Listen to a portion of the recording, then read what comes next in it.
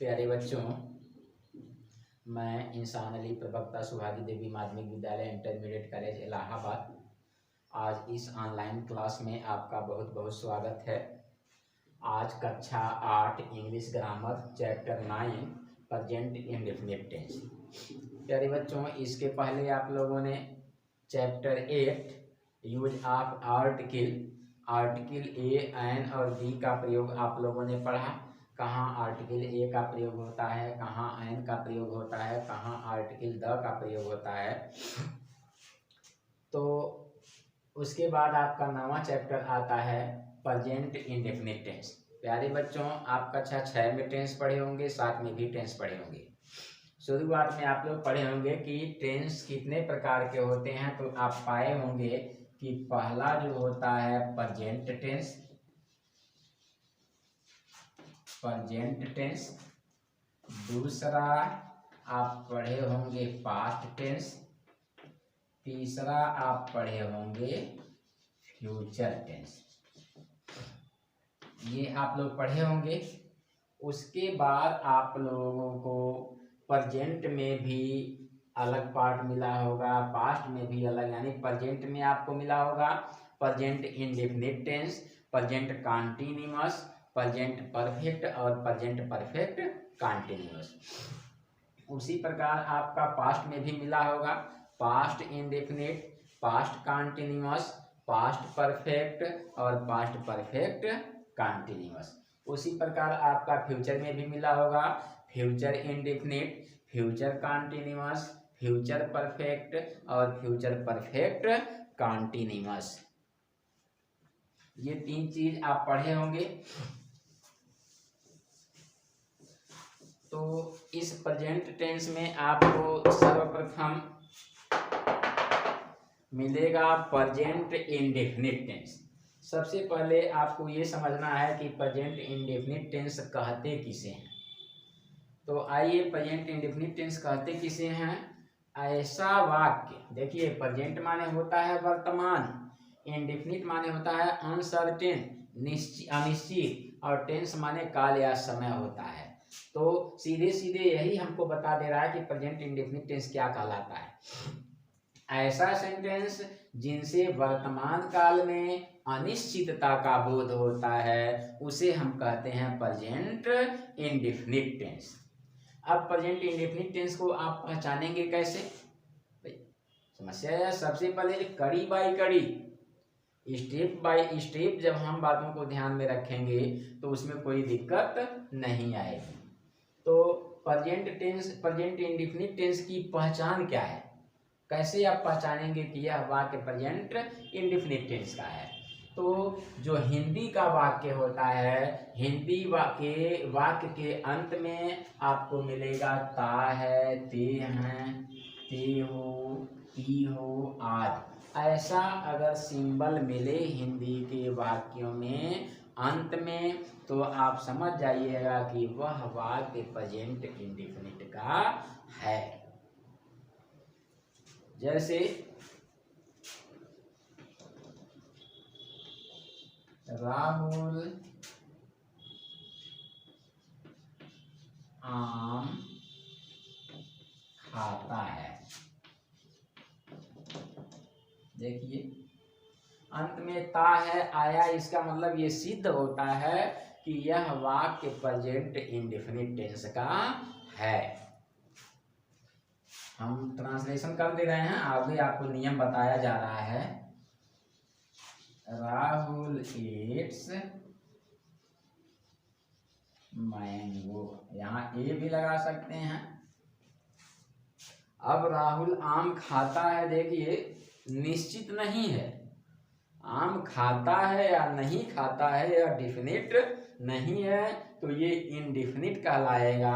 आइए, इसके बाद आप लोगों ने पढ़ा होगा, जब सेंटेंस पढ़े होंगे आप, तो सेंटेंस में आपको मिला होगा अफर्मेटिव सेंटेंस या एसर्टिव सेंटेंस, जिसमें आपको अफर्मेटिव और नेगेटिव मिले होंगे। उसके बाद नेगेटिव हो गया एसर्टिव में, उसके बाद आप इंट्रोगेटिव पढ़े होंगे, इंट्रोगेटिव नेगेटिव पढ़े होंगे। तो आइए सिस्टम से हम पढ़ते हैं।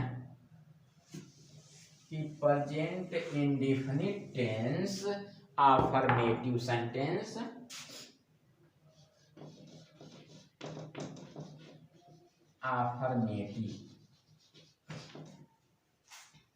देखिए present indefinite tense affirmative sentence को बनाने का नियम क्या होता है। अगर सब्जेक्ट, देखिए सबसे पहले हम सब्जेक्ट लिखेंगे, ध्यान दीजिएगा, कर्ता लिखेंगे। अब कर्ता के बाद हम वर्ब की फर्स्ट फॉर्म लिखेंगे, ध्यान दीजिएगा। अगर कर्ता एक वचन है तो क्रिया के फर्स्ट फॉर्म में यस या ईएस जोड़ देंगे।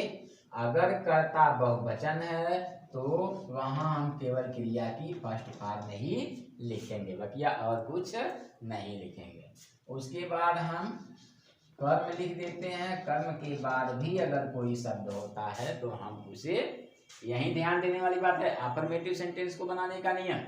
कर्ता लिखेंगे, अगर कर्ता एक वचन है तो क्रिया के फर्स्ट फॉर्म में यस या यस जोड़ देंगे। अगर कर्ता बहुवचन है तो हम क्रिया की फर्स्ट फॉर्म ही लिखेंगे, ऑब्जेक्ट लिखेंगे। अब आपको ये ध्यान देना है कि कहाँ हम यस लगाएंगे अगर कर्ता एक वचन हो तो, और कहाँ ईएस लगाएंगे। तो आप लोग पढ़े भी होंगे और वर्ब बताता भी है कि इसमें क्या लगेगा, यस लगेगा या ईएस लगेगा। आप शुरुआत में पढ़े होंगे H, S, X, double S, C H, C double H, ये सब लेटर अगर उस वर्ब के अंत में रहते हैं तो आप वहां लगाइएगा ईएस, और इसके अलावा अक्षर रहता है अंत में क्रिया के तो आप वहां केवल लगाएंगे यस। उदाहरण के तौर पर सीता वाराणसी जाती है। और एक बात और ध्यान दे दीजिए, आई जो सब्जेक्ट होता है वैसे आई सिंगुलर होता है, लेकिन यहाँ पर अगर सब्जेक्ट आई आता है, हिंदी के वाक्य में मैं आता है, उसका अंग्रेजी जब हम आई लिखते हैं तो उस आई के साथ भी हम केवल क्रिया की फर्स्ट फॉर्म लिखते हैं, ना कि उसमें यस या यस लगाना। देखिए सबसे पहले आप कर्ता लिखिए सीता। अब आप पता करिए सीता सिंगुलर है कि प्लूरल है, सीता एक वचन है कि बहुवचन है।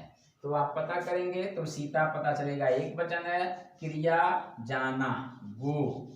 अब इसमें हम ईएस लगा देंगे, टू वाराणसी।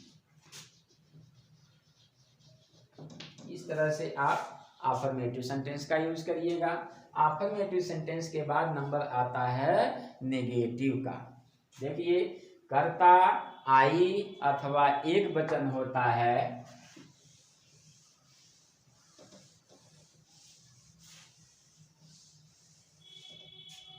कर्ता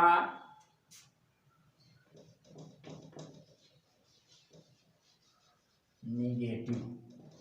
कर्ता अगर एक वचन है तो हम सहायक क्रिया लिखेंगे does.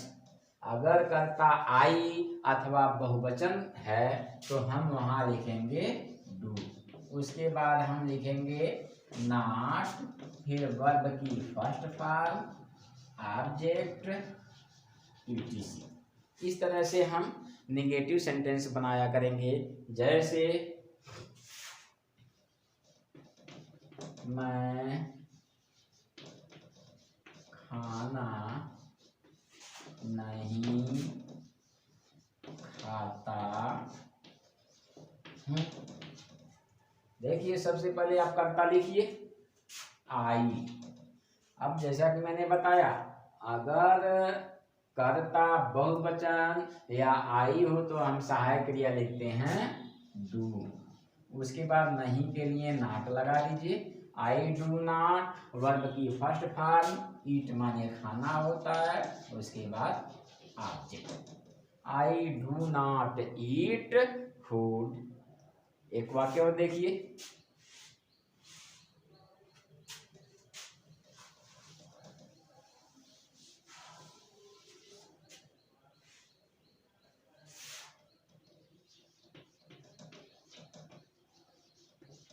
Shobha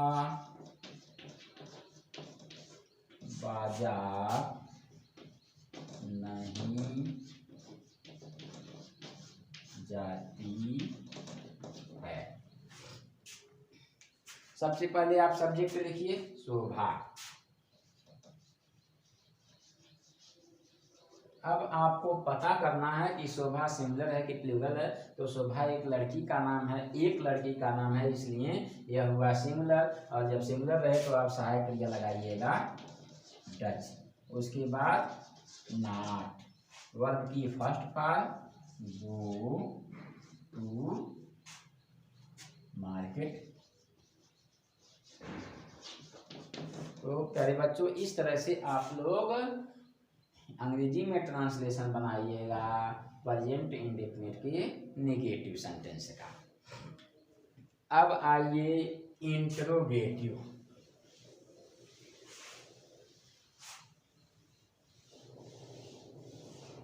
present indefinite tense interrogative sentence.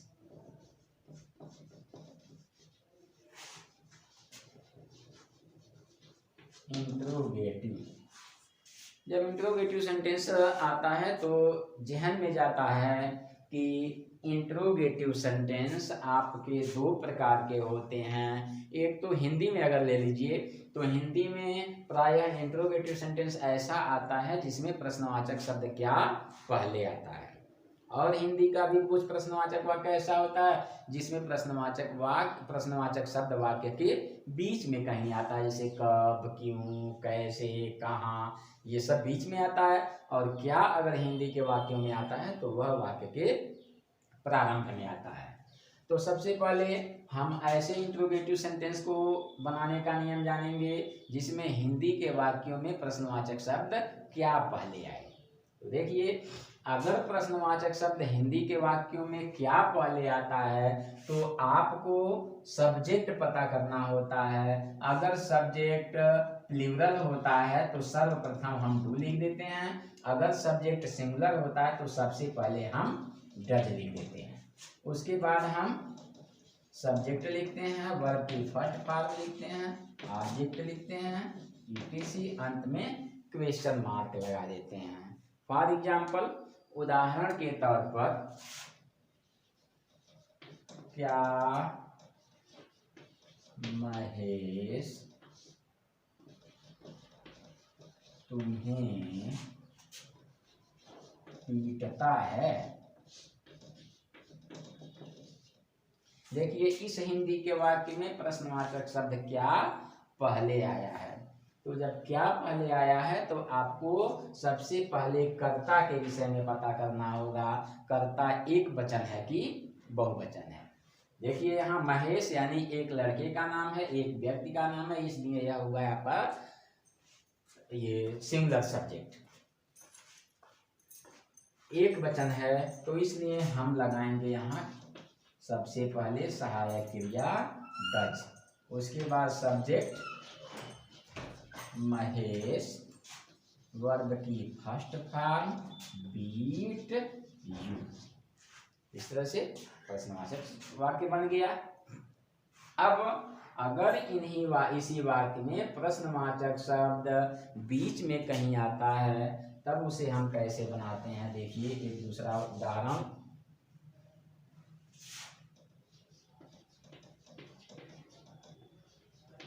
Sanjana तुम्हें गाली क्यों देती है?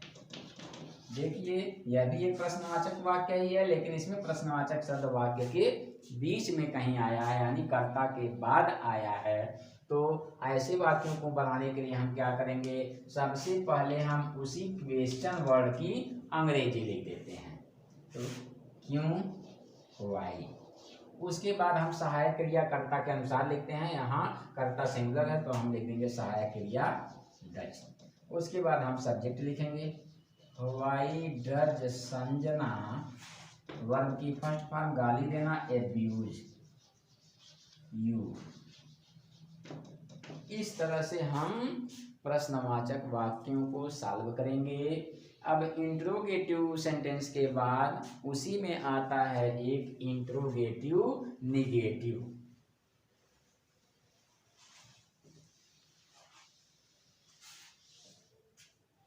जिसमें प्रश्नवाचक भी होगा और नकारात्मक भी होगा। ऐसे वाक्य जिसमें प्रश्न भी पूछा जाएगा उसमें नकारात्मक भी रहेगा। फिर आपको और हमें ये पता करना है कि अगर हिंदी के वाक्यों में प्रश्नवाचक शब्द क्या पहले आता है और बीच में कहीं निगेटिव होता है तो वही प्रक्रिया हम अपनाएंगे। अगर कर्ता बहुवचन है तो लगाएंगे डू, अगर कर्ता एक वचन है तो लगाएंगे डज। उसके बाद हम लगाएंगे सब्जेक्ट, उसके बाद नहीं के लिए नॉट, फिर वर्ब की first form object etc. For example, क्या मनोज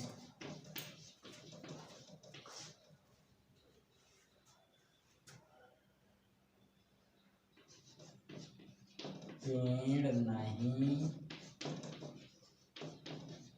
काटता है। देखिए प्रश्नवाचक शब्द क्या आया पहले हिंदी के वाक्य में और बीच में निगेटिव, तो ऐसे के लिए हम सब्जेक्ट की पहचान करके सहायक क्रिया रखते हैं।